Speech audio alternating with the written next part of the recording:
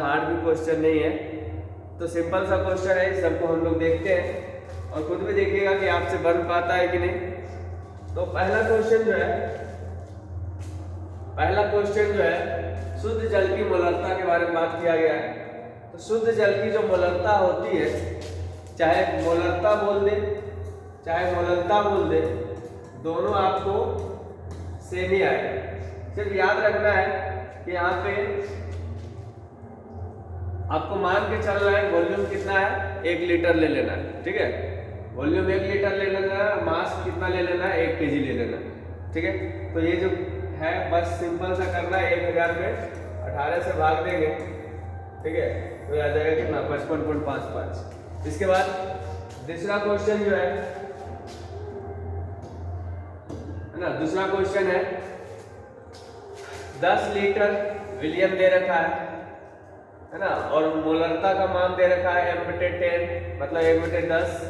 तो घुल की मात्रा कितनी होगी, तो घुल की मात्रा निकालनी है, या घुल के मोलों की संख्या बोल देता तो ज्यादा बेटर रहता। घुल के मोलों की संख्या अगर बोली जाती तो और ज्यादा बेटर होता। आपको पता है मोलरता का जो बेसिक डेफिनेशन है मोल प्रति लीटर है ना, मतलब कहने का मतलब है नंबर ऑफ मोल्स बटे विलियन का आयतन। तो यहाँ से आप देखिए मोलरता को दे दिया था 1/10 और n/v, तो n इक्वल टू कितना निकला, 1 मोल निकला, है ना। चलिए आगे देखते हैं। अब बात करते हैं निम्नलिखित में कौन सहजात गुण है। सहजात गुण को क्या किस नाम से जानते हैं, अनुसंग गुण धर्म के नाम से जानते हैं। और अनुसंग गुण धर्म 4 है, वास्तव का अपेक्षिक अवनमन, हिमांक का उन्नयन, क्वथनांक का हिमांक का अवनमन, क्वथनांक का उन्नयन और परासरण दाब। तो इसमें से आप देख सकते हैं ये तीनों में केवल क्वथनांक का उन्नयन और वाष्प दाब है, तो यहाँ ये हो नहीं सकता, होगा कौन सा, परासरणी दाब होगा। ठीक है, चलिए आगे चलते हैं। यहाँ पे यदि KCl जलीय घोल 100% विघटित होता है तो वान टॉप गुणांक कितना होगा। अब देखिए वान टॉप गुणांक में जब हम निकालते हैं 100% का, तो 100% में कुछ देखने की जरूरत नहीं होता, बस ये देखना होता है कि कितने आयन उसमें आ रहा है ना। तो आप देख सकते हैं KCl केवल 2 आयन आता है, तो इसलिए इसका वान टॉप गुणांक कितना हो जाएगा, 2 हो जाएगा। NaCl रहता है, इसमें भी 2 आता तो इसका भी 2 होता। K2SO4 रहता तो कितना आता, 2 K प्लस 1 SO4 2 माइनस, मतलब टोटल 3 आयन होता। तो यहाँ भी आंसर ये भी क्या होगा, 2 होगा। अगला क्वेश्चन देखा जाए कि किस पर ताप का प्रभाव नहीं पड़ता है। तो देखिए हम आपको बता चुके हैं कि सांद्रता के जो पद है वो 2 तरह से होते हैं, एक आयतन पर आधारित, दूसरा द्रव्यमान पर आधारित। तो जो आयतन पर आधारित होते हैं वो ताप से प्रभावित होंगे, इसमें से %V/V, %W/V, मोलरता, नॉर्मलता, फॉर्मलता, ये सब क्या है, आयतन पर आधारित है। जो आयतन पर आधारित है वो ताप पर निर्भर करेगा, ताप से प्रभावित होगा। लेकिन द्रव्यमान पर आधारित है, जैसे मोलरता है, तो मोलरता क्या होता है, मोल प्रति केजी, तो मोल भी ताप से प्रभावित नहीं होता और द्रव्यमान भी ताप से प्रभावित नहीं होगा। ठीक है, चलिए बहुत अच्छे, चलते आगे। अब प्रोटीन तथा पॉलीमर का आणविक द्रव्यमान ज्ञात करने के लिए उपयुक्त विधि क्या है।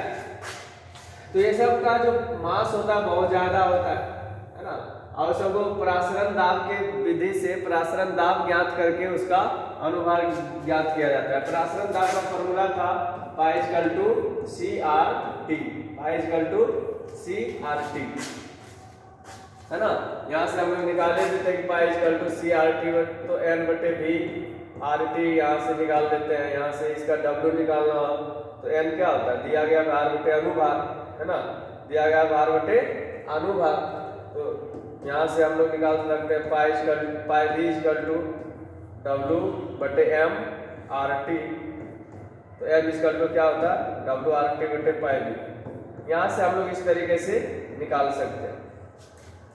ठीक है, चलिए अब आते हैं अगला क्वेश्चन, है ना। निम्नलिखित में कौन एंटी फ्रीजिंग का काम करता है। एंटी फ्रीज मतलब किसी चीज को जमने नहीं देना है, द्रव को जमने नहीं देना। उसमें अगर हम इथिलीन ग्लाइकोल को मिला देते हैं, इथिलीन ग्लाइकोल का फॉर्मूला देखिए ये है, इथिलीन ग्लाइकोल को अगर मिलाते हैं तो वो उसको जमने नहीं देता।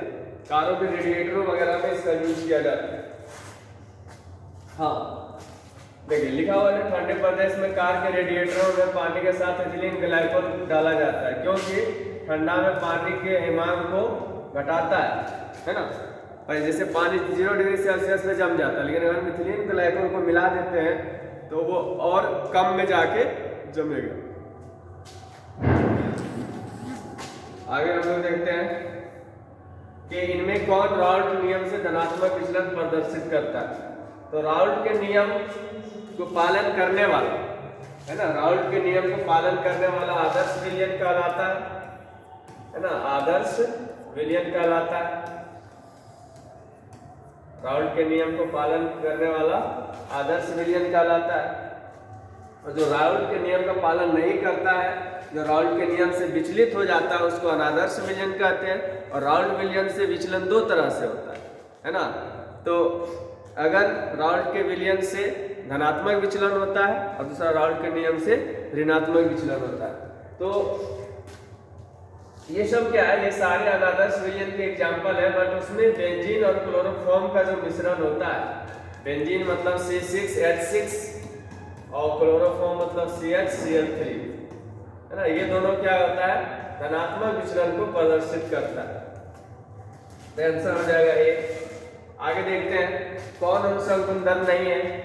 तो कौन अनुसंग गुणधर्म नहीं है, हिमांक का अवनमन अनुसंग गुणधर्म है, परासरण दाब अनुसंग गुणधर्म है, क्वथनांक का उन्नयन अनुसंग गुणधर्म है, मोलर उन्नयन स्थिरांक मतलब केवी के बारे में बात कर रहे हैं, तो केवी मोलर थोड़ा ना अनुसंग गुणधर्म है।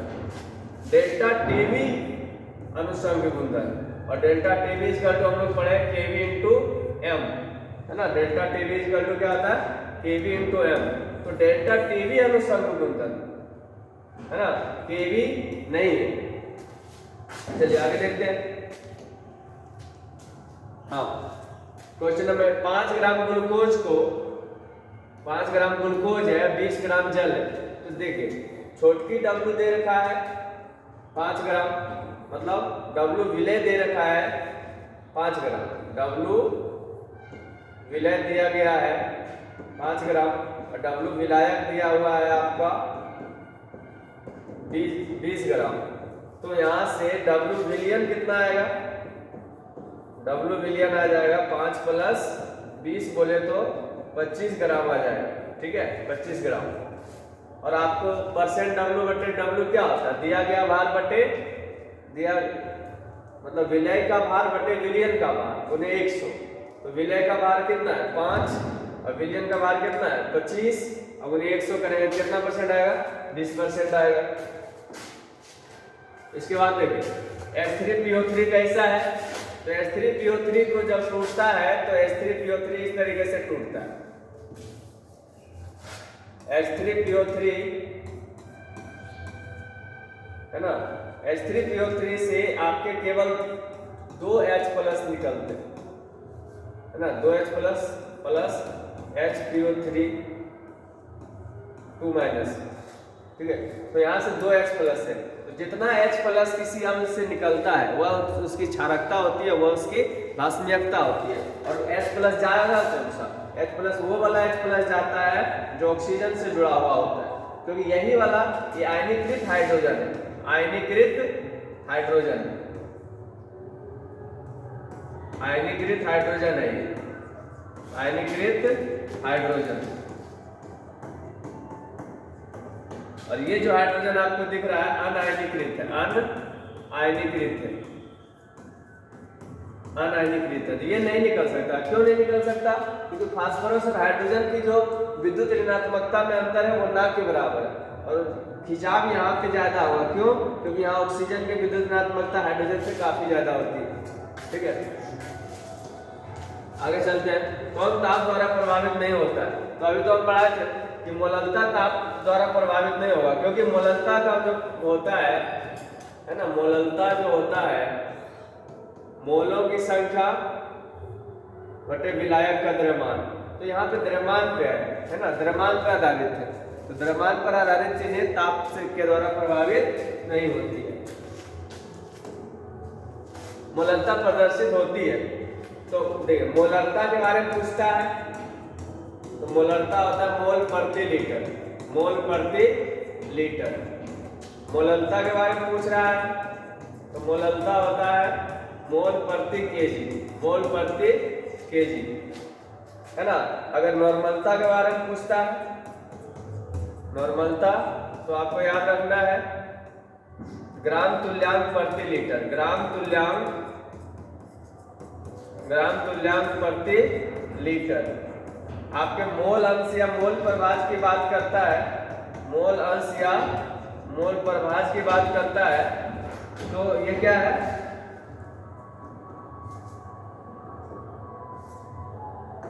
कोई बीमा नहीं होगी, कोई बीमा नहीं होगी, क्योंकि मोल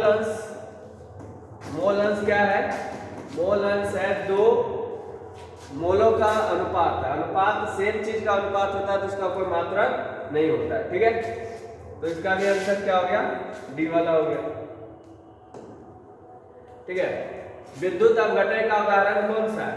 विद्युत अपघटन का उदाहरण वो होता है, विद्युत अपघटन उसे कहते हैं जो आयन में टूटने की क्षमता रखता है, जो आयनिक यौगिक होते हैं जनरली। तो चीनी का फॉर्मूला क्या होगा, C/H/SO4, है ना। यूरिया का NH2CO NH2। बेंजीन का क्या होता है, C6H6। तो ये सब आयन नहीं दे सकता, ये सब आयन देता ही नहीं है। तो आयन कौन देता है, सिर्फ सोडियम एसिटेट देता है। सोडियम एसिटेट इस तरीके से टूट जाएगा, तो यहाँ से हमको आयन मिल रहा है। तो जो भी पदार्थ आयन में विभक्त हो सकता है वही क्या कहलाता है, विद्युत अपघटन कहलाता है। उसी के से होकर विद्युत धारा प्रवाहित भी होती है। चलिए अगला देखिए, जलीय विलयन के ताप में वृद्धि करने पर किसमें कमी आती है। अब सुनिए ध्यान से, जलीय विलयन के ताप में वृद्धि करना है, तो ताप में वृद्धि करने से किस में कमी या ज्यादा हो सकती, मतलब क्या किस में कमी आ सकती है। तो यहाँ पे देखिए, मोललता ताप पर निर्भर करती नहीं है, मोलंश ताप पर निर्भर करती नहीं है, परसेंट W/W ताप पर निर्भर करती नहीं, क्योंकि इसमें आयतन का कोई रोल नहीं है। आयतन का रोल केवल मोलरता में, मोलरता बराबर होता है N/V। अभी क्या है, वॉल्यूम है, आयतन है। गर्मी के दिनों में चीजें फैल जाती है, ठंडी में सिकुड़ जाती है, तो कहने का अर्थ है कि वो आयतन को प्रभावित कर रहा है ना। तो ताप आयतन को प्रभावित करता है, तो आयतन अगर बढ़ेगा, है ना, अगर ताप में वृद्धि होगा तो आयतन बढ़ेगा, और आयतन बढ़ेगा तो भाग में बढ़ेगा, तो ये चीजें क्या हो जाएगी, कम हो जाएगी। अब क्या है, कौन सा अनुषंग गुणधर्म नहीं है, तो हिमांक का अवनमन है, क्वथनांक का उन्नयन है, वाष्पदाब का अपेक्षित अवनमन है, प्रकाशीय क्रियाशीलता नहीं है। तो आंसर नहीं में पूछा, इसलिए आंसर हो जाएगा सी वाला, ठीक है। देखिए, पूरे विलयन में अनुषंग गुणधर्म ही मेन है। अनुषंग गुणधर्म अगर आपको पता है तो आप समझिए कि लगभग हर चीजें आपको पता है ना। तो अनुषंग गुणधर्म में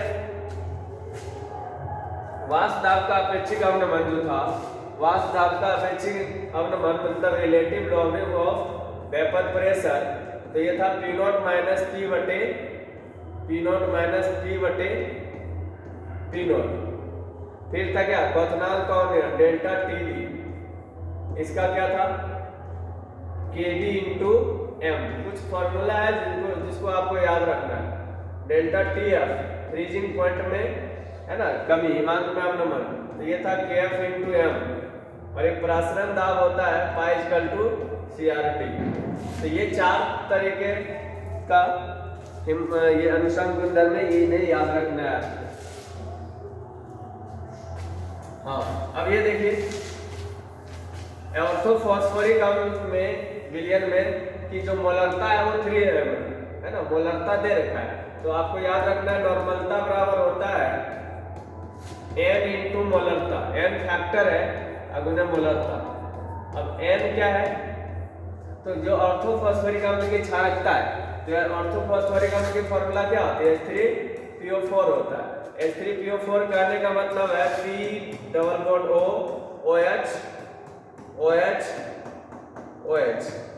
तो यहाँ पे आयनीकृत होने के लिए 3 हाइड्रोजन आपके पास है, मतलब यहाँ जो N का वैल्यू है वो 3 है, तो ये 3 हो जाएगा, और मोलरता भी दे रखा है 3 × 3 = 9 हो जाएगा, ठीक है।